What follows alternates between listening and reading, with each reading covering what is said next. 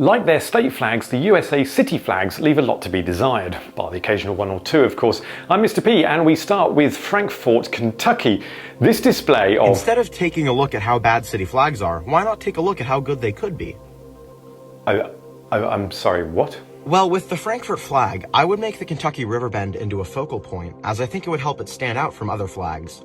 The two stars can be used to symbolize the old and new Capitol buildings on either side of the river.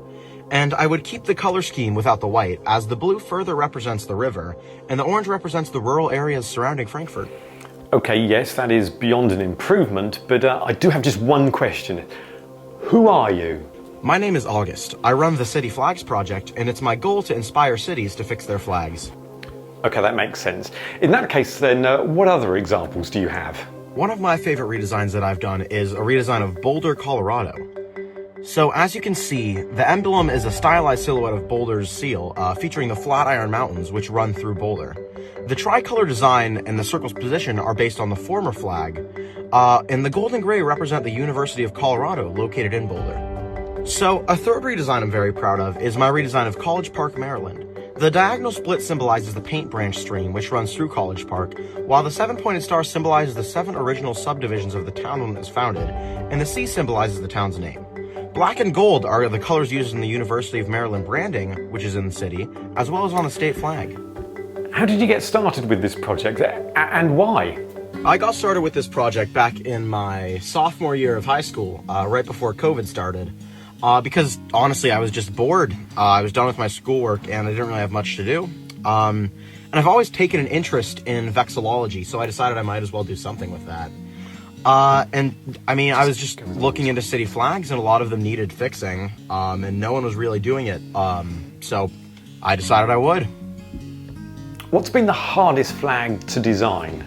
So there are a couple times that I've had a flag that is just ridiculously hard to design. And usually that'll happen either when I'm working with a suburb or a city or a town that has a flag that's kind of good, but not there yet.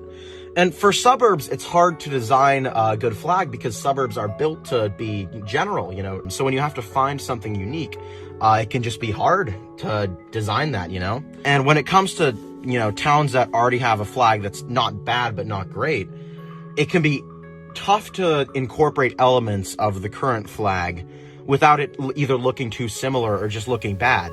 Have any of your redesigns been picked up by any of the cities? At the moment, none of my redesigns have been picked by cities, but in cities such as Tampa, Florida, and Dayton, Ohio, I've gained support from the communities in their redesign processes for these flags, which is very, very nice to see, and I hope that one day one of my flags may be used.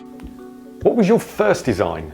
From the start of the project, I've known I wanted to go alphabetically, by state and by city. So my first redesign was for Auburn, Alabama. I don't think it's good. I will be going back and improving it after I finish this series. What's the best feedback you've had, and which flag was that for?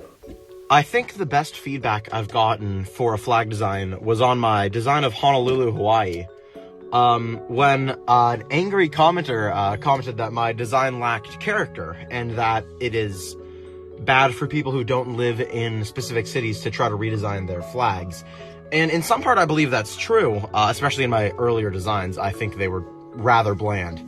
But it really put me in the mindset of, oh, you know, I have to design this like I'm from the city. I have to think about what's important to the people living there and not just, you know, what's important about the city. And that's really just influenced how I design as a whole. You know, I'll look at city websites. I will look at maps of the city. If I need inspiration, I'll check out like Google Street View and just go downtown, you know? It's just really put me in a better mindset for finding inspiration. What's your favorite redesign? I think my favorite redesign is probably my redesign of Bend, Oregon.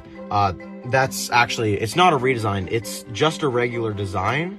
They don't have a flag, but I wanted to include them. I think it was a suggestion from a commenter, maybe, that made me include them. But when I looked at their city and stuff, I just was very, very quickly inspired to make my design. You know, I envisioned what I wanted it to look like the moment I started doing research, and I executed it exactly how I wanted, and it did pretty well. So I'm very, very happy with it.